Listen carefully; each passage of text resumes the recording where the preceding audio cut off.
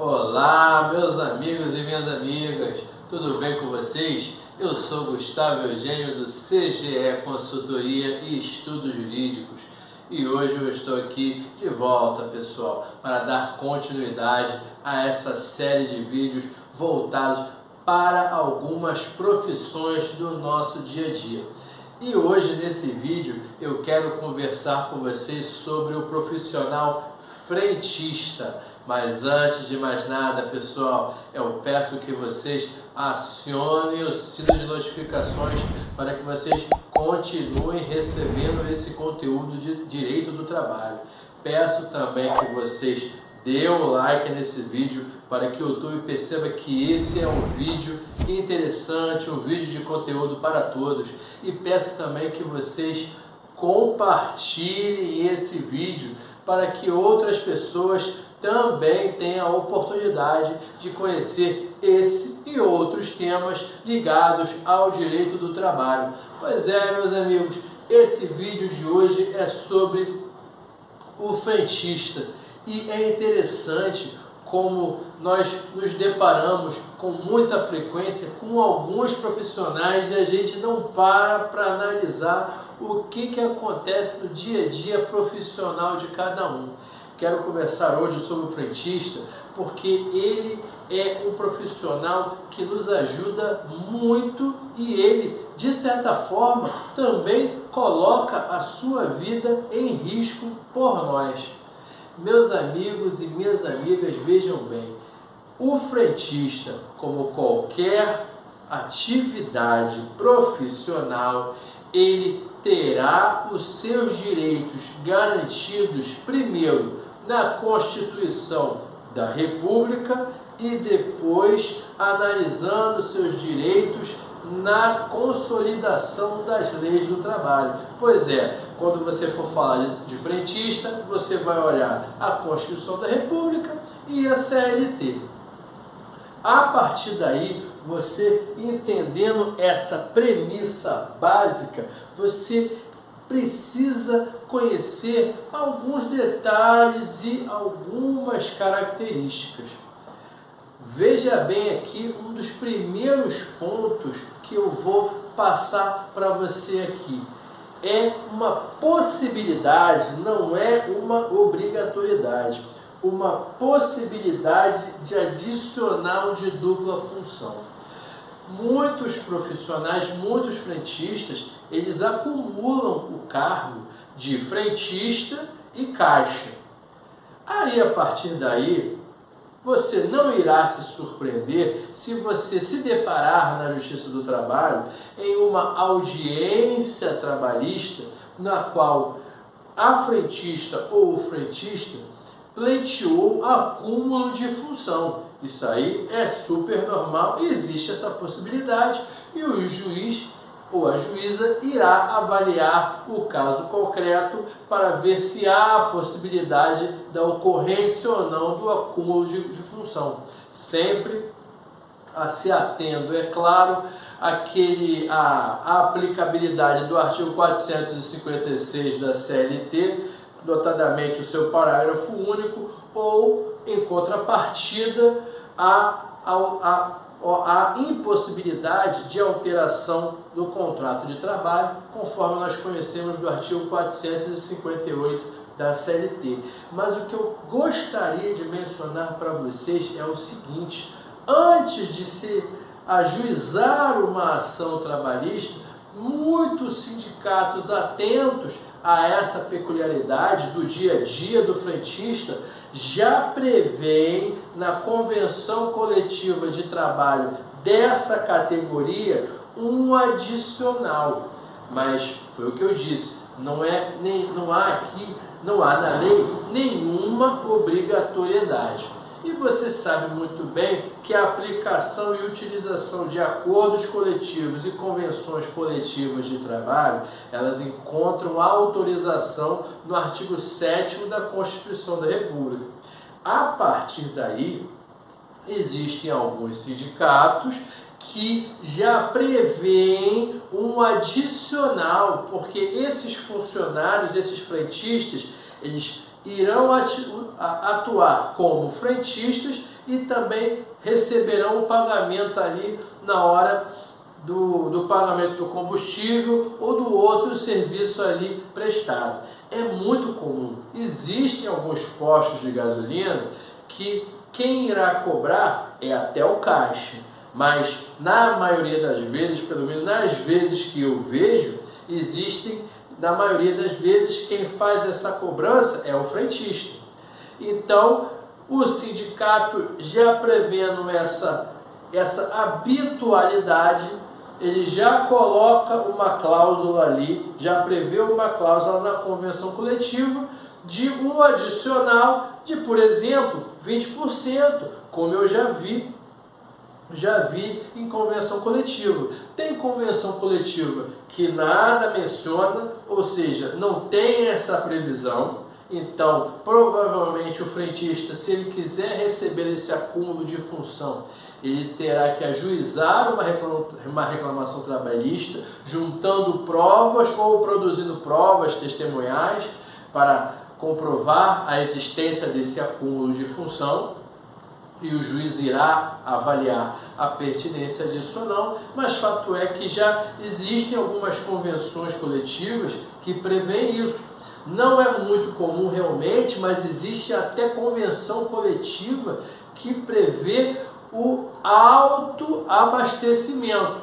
Já vi isso também em convenção coletiva, mas certamente eu tenho que falar para vocês que esse autoabastecimento não é muito comum aqui no Brasil. Mas, por exemplo, a convenção coletiva já foi à frente e já colocou uma possibilidade. Da mesma maneira que algumas convenções colocam a possibilidade de adicional, já evitando futuras reclamações trabalhistas. Me parece até que esse sindicato é um sindicato bastante atuante, porque isso não é muito comum. Outra coisa que eu preciso falar para vocês aqui, eu não poderia falar de frentista sem falar de insalubridade e periculosidade. É muito claro e muito nítido a existência desses agentes nocivos de insalubridade e periculosidade. Você conhece a insalubridade, você encontrou já na CLT, já estudou lá no artigo 189 da CLT. E a insalubridade, o que a insalubridade ela já não coloca? Ela já nos coloca, havendo agente nocivo insalubre, o funcionário ele tem direito à percepção de 3 adicionais, 10%, 20% e 40%. Para você que está estudando, é só você olhar, é sempre o dobro. De 10 vai para 20, de 20 vai para 40. Além da insalubridade, temos também, por que não? Antes de falar em insalubridade, vou dar aqui exemplo de insalubridade. Insalubridade, você sabe muito bem que é aquele agente nocivo que vai corroendo a saúde do ser humano, corroendo e danificando a saúde daquele funcionário. Por exemplo, aquele frentista que nós estamos falando aqui, que está todo dia sentindo aquele cheiro do combustível, cheiro de óleo, cheiro de lubrificante, fumaça do carro ali toda hora passando, vai matando ele aos poucos. Por isso que tem essa possibilidade de insalubridade. Agora sim, eu vou falar da periculosidade. Se a insalubridade, no meu ponto de vista, é muito óbvia, a periculosidade, para mim, é mais óbvia ainda, porque ele está simplesmente em cima de um combustível, e simplesmente trabalhando num posto de gasolina que pode explodir a qualquer momento pode explodir. Então fica muito clara a existência de periculosidade. Certo é, você sabe muito bem que quando nós estudamos insalubridade e periculosidade, o TST ele entende que existem realmente possibilidades de eliminação ou de redução. você irá utilizar equipamento de proteção individual, o bom e velho EPI, você vai botar bota, você vai botar luva, você pode botar um monte de coisa, mas fato é que, independente do uso de EPI, existe a insalubridade e existe a periculosidade. E o que acontece? A periculosidade, quando ela é verificado o agente nocivo, o trabalhador ele terá direito a 30% da sua remuneração como adicional pela periculosidade. Outra informação que vocês precisam conhecer, pessoal, é que você não pode receber de forma acumulada insalubridade e periculosidade, mas você pode escolher, você pode optar conforme previsto aqui no parágrafo 2º do artigo 193. Você pode escolher qual o adicional que você vai receber. Por exemplo, foi constatado que no seu local de trabalho você é atacado por agentes, você sofre dos agentes nocivos de insalubridade e periculosidade. Foi verificado que a insalubridade é do grau 20. Você receberia um adicional de 20%, mas também se verificou que existe a ocorrência do agente nocivo de periculosidade. E você já sabe que o adicional de periculosidade é 30%. Aí você vai falar, já que tem insalubridade e periculosidade, e o meu adicional de insalubridade é 20%, e eu já tenho realmente a periculosidade, eu vou optar pela percepção do adicional de periculosidade que me favorece, 30%. Se no caso fosse adicional de 40%, você provavelmente optaria pelo adicional de insalubridade de 40%. Mas saiba que o parágrafo 2º do artigo 193, ele dá a possibilidade de optar por um ou por outro, nunca acumulando os dois. Outra informação muito importante, essa súmula que eu gosto demais, pessoal, é a súmula 39 do TST, ela já caiu mais de uma vez em prova da OAB. Essa súmula, ela fala que os funcionários que trabalham perto de bomba de combustível, bomba de gasolina, seja como frentista, seja aquele pessoal que trabalha lá no aeroporto, quando você trabalha perto de bomba, você tem adicional de periculosidade. Isso aqui é a súmula 39 do TST. E aproveitando que nós estamos conversando aqui sobre o TST, toda hora cai processo lá no TST sobre insalubridade, periculosidade, sobre esse pessoal. E olha o que o TST falou em um julgado muito recente. Funcionário frentista que trabalha em posto de gasolina, ele atua em uma atividade de risco extremo.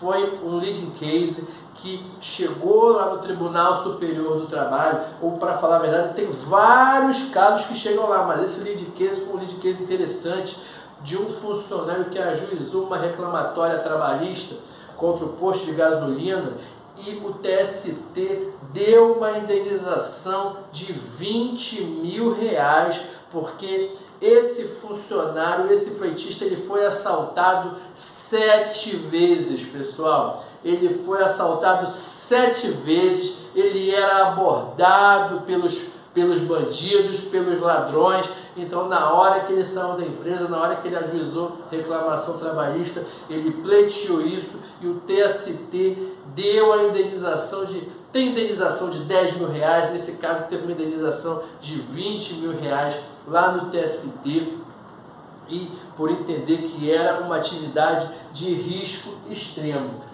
Tudo bem, pessoal? Essas foram algumas pinceladas básicas, mas muito importantes sobre o trabalho do frentista. Eu espero que vocês tenham gostado desse vídeo. Peço ainda que vocês deem um like, acione o sininho de notificações, compartilhem esse vídeo e eu desejo a vocês um grande abraço e até a próxima.